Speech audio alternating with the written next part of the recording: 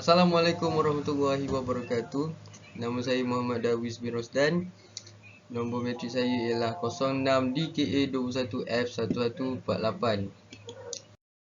Hari ini saya ingin membentangkan mengenai penyataan masalah yang dihadapi oleh setiap kontraktor dalam Malaysia. Antaranya ialah Malaysia telah mengenakan Perintah Kawalan Pergerakan atau kita panggil ia sebagai PKP berkuat kuasa dari 18 Mac 2020 hingga 28 April 2020 sebagai langkah membendung penularan COVID-19 semasa fasa 1 dan 2 MCO dari 18 Mac 2020 hingga 2 April 2020. PKP terpakai untuk projek pembinaan kecuali untuk kerja kritikal yang ditakrifkan sebagai yang boleh menyebabkan kemudaratan atau kerosakan kepada pekerja awam atau alam sekitar jika mereka dihentikan. Jadi, setelah saya kaji, berikut merupakan penyelesaian masalah terhadap penyataan masalah yang telah kita bincangkan sebentar tadi. Jadi yang pertamanya ialah konsep klausa yang dapat digunakan untuk menyelesaikan masalah ini adalah kelewatan dan lanjutan masa. Yang keduanya ialah faktor ataupun punca masalah yang berlaku oleh kontraktor tersebut adalah kelewatan masa dalam menyiapkan pembinaan bangunan yang telah ditandatangani perjanjian dengan klien. Yang ketiganya ialah inisiatif yang ada untuk menyelesaikan masalah ini ialah kontraktor perlu melaporkan kepada pihak kerajaan untuk meminta tambahan masa untuk meminta menyiapkan bangunan yang sedang dibina atau memohon pelepasan untuk meneruskan proses pembinaan. Jadi kita pergi ke slide yang seterusnya. Okey. Terdapat banyak klausa yang ada, tapi yang paling kenalah dengan situasi dengan masalah ini ialah klausa 43.0 iaitu kelewatan dan lanjutan masa. Jadi kita tengoklah perkara-perkara yang ada dalam klausa ini.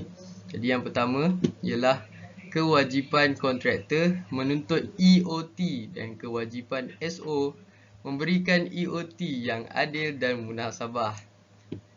Yang keduanya ialah memberikan notis bertulis dan menyatakan sebab-sebab kelewatan kepada PP. Jadi kita pergi yang seterusnya. Alright. Diberi sekiranya berlaku kelambatan, sebaliknya tindakan kontraktor mengenai perkara berikut perlu diambil. Kita tengok apa tindakan dia. Jadi yang pertama ialah mencuba sedaya upaya untuk mengelakkan kelambatan.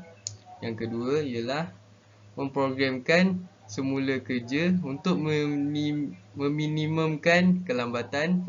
Dan yang ketiga, memajukan jadual pelaksanaan asal dan pindaan. Pergi ke seterusnya. Alright. Kita berpindah kepada 43.1. Di sini saya telah lampirkan sebab-sebab lah, sebab lanjutan masa boleh dipertimbangkan. Jadi yang pertamanya kita tengok sama-sama. Yang pertama ialah keburukan cuaca yang luar biasa, seperti gempa bumi ataupun cuaca tak menentu, macam tu.